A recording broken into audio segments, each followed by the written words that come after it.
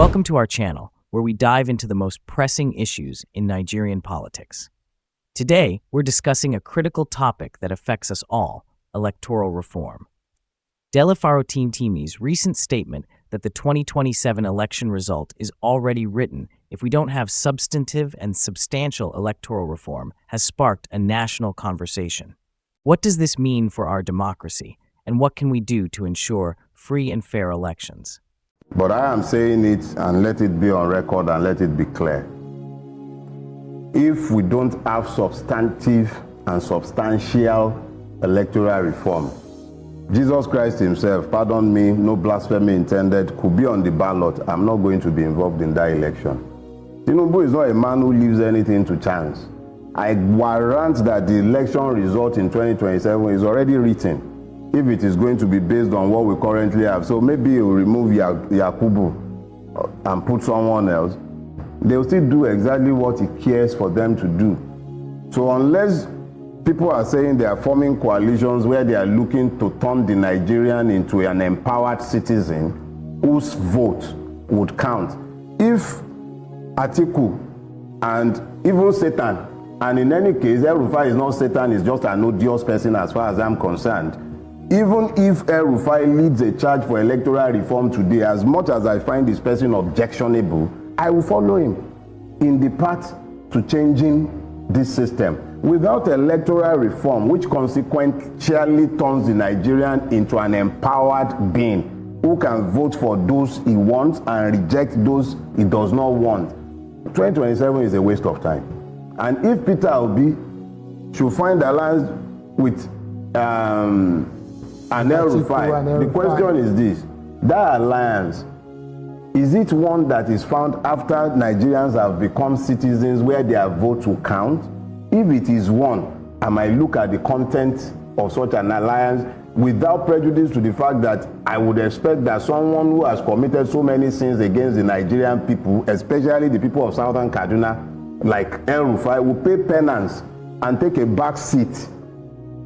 I wouldn't expect him to be front and center and be allowing people to be reminded, because I don't know how anybody would expect the people of Southern Kaduna to be looking at an El-Rufai. Even the people of the entire Middle Belt, I don't know how they will they will be able to stomach an El-Rufai in a political party where he has a prominent position. His bigotry is documented, too well documented for it to be something that we can be arguing. I watched Professor Chidiodin Kalu on one of the conversations he had with some people where he said that if El-Rufai is going to be on the ballot, he would rather have Tinubu back. Would you say the same, or would you find a situation where you can't pick between the two of them? Let me say this. Tinubu is the devil I know. El-Rufai's capacity for evil, I don't really know. I just know that he's a deeply, I find my skin crawls when I think of the things that has been associated with him. The things he himself has said in the public space, how terrorists are to be paid, how when you hold the Fulani man, you are going to pay for it, how the people of Southern Kaduna were just treated like vermins. Whether he was directly responsible, he was the governor, the chief security officer of the state, and he didn't have anything soothing to say to these things. And I am involved in the Southern and Middle Belt Leaders Forum. I've heard Middle Belt people speak to their pains in the hands of Fulani Moridas. And to now hear somebody speaking to the normalization of that level of evil, it makes my skin crawl. So I cannot argue against what Chidiodin Kalu said, although it's almost like asking which hand I would prefer to have chopped off. Because as between the two of them, the Nigerian people will find no salvation. Okay, so El-Rufai was a key figure in APC. He was part of those that raised it to power. Yet in leaving the party, he cited a growing misalignment between his values and the current direction. What values? What values you say? Okay. So he said that the ruling party as the primary reason for the decision. So what do you make of his justification in terms of values? Because when you look at the APC today, Are there things that will make even somebody that you find despicable as much as you say about El-Rufai, if he says there are values that are being trampled upon by APC, what say you to that?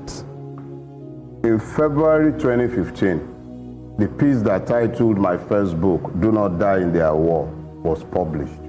And I remember saying at the time that when I look at the high table at any gathering of the APC, I see all kinds of people who do not inspire any hope of a better future in me. This was in spite of the colorlessness of the Jonathan administration. Now, when El-Rufai is talking about values, question is, what values has the APC? None. Nigeria has been driven into the abyss in the last 10 years by the APC. El-Rufai cannot be divorced from the APC. Everything APC. El-Rufai is like a mother who is claiming that she has disowned her armed robber son. You bettered this child. You raised and nurtured the child. You taught it what it is doing. How do you turn around and say, the father can even turn around and be claiming that maybe some paternity test might prove that he's not the actual father. But the mother, how does she turn around and claim that she has disowned her child and is not responsible for the kind of creature that she has birthed? El-Rufai and the APC are one and the same. He was one of the chief. It's almost like Tinubu during the years of Buhari claiming that he has nothing to do with the APC. That would be a most venal lie. El-Rufai and the APC, one and the same. He might now have found a Damascus Road conversion, and that's perfectly normal. Anybody can repent. So maybe he has repented, he has found reason to say that, okay, they were all wrong, but I haven't heard him apologize for the formation of that evil coalition. So let's talk about Atiku. He has contested for the president multiple times under different party banners.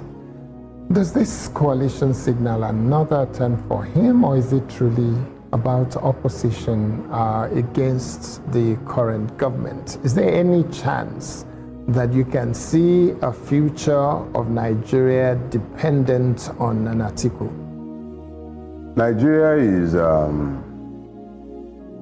Nigeria breaks the heart constantly.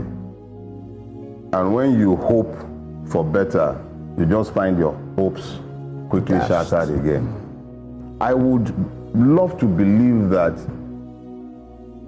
Alhaji Atiku's involvement in this political cycle that is about to commence will be that of a statesman, a man who looks at the totality of our situation and becomes sufficiently self-sacrificing to do what is best for Nigeria and not what he believes best for himself. I say this because I am not one of those who believe that because a man has pursued power for so long, he should give it up. Atiku has been pursuing power as far back as 1992, if my memory serves me right. He was there at the SDP convention. He ran. He was told, I believe, to withdraw for Abiola. So that goes, if you take the time and do the maths, that's 35 years. So he's been running a race for 35 years. I don't know what vision he is chasing. The Bible is very specific. It says the vision is for an appointed time. Though it tarries, wait for it. Write it down. Make it plain that those who read it might run after it. It could very well be that there is a vision behind which he is running.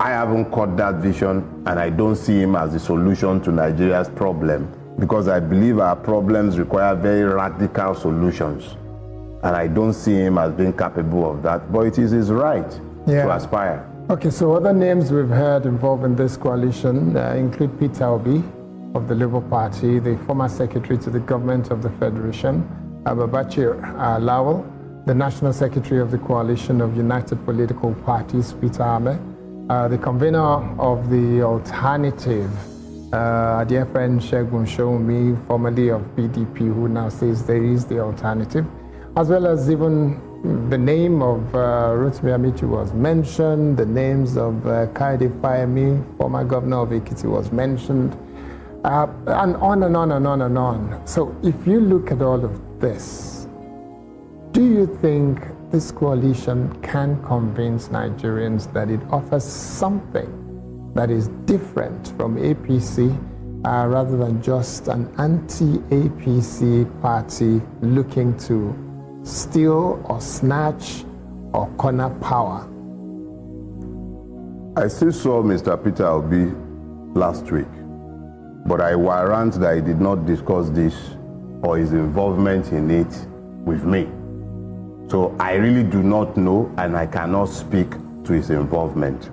But what I do know is this: when the political transfer season begins, it is normal to have these permutations, names being bandied, people who have been dislocated from the power center, those who are genuine and wanting change. You find all kinds of people finding alliances with each other. But as I have said already, their permutations and shenanigans do not excite me, because I know that when they are done, even if they gain power, without the people having been empowered, all that would have happened is that we'll merely change one set of slave masters for another set of slave masters. These persons that you have mentioned, with the possible exception of Peter Obi, were persons who were on the other side enjoying these same largesse, who are largely complicit in the mess we're complaining about, and who would probably have remained within the APC if the APC had found accommodations for them. So it could very well be, as I have said in relation to Alhaji Abubakar, that maybe there is a vision chasing them. We'll find out in due course.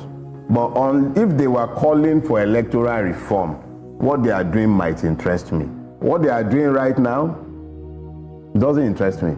I just see the same political operators jostling for position in a new coalition with which they expect to engage with the system, so that the system might negotiate terms of settlements with them, even if they cannot shift the current occupiers. I don't see anything else. Okay, so do you see any politician, maybe you can mention 1, 2, 3, or maybe 5, do you see any politician in Nigeria that you think this one and maybe this one do wish to empower the people to be able to have the right to vote and to expect their vote to count? Do you see any? Just very quickly. To be very frank with you, the only one I can think of who is in the presidential race at any point is Peter Obi. If votes had counted in 2023, he didn't lose the election. So he should be interested in empowering the people so that their votes may count. Aside from him, all the others have been beneficiaries of a system that allocates votes and stand behind it with the powers of a corrupted judiciary. That is the reality. The only politician who has engaged with the political system, both the electoral system and the judicial system, to fight for the supremacy of the people's sovereignty expressed in their vote has been Peter Obi.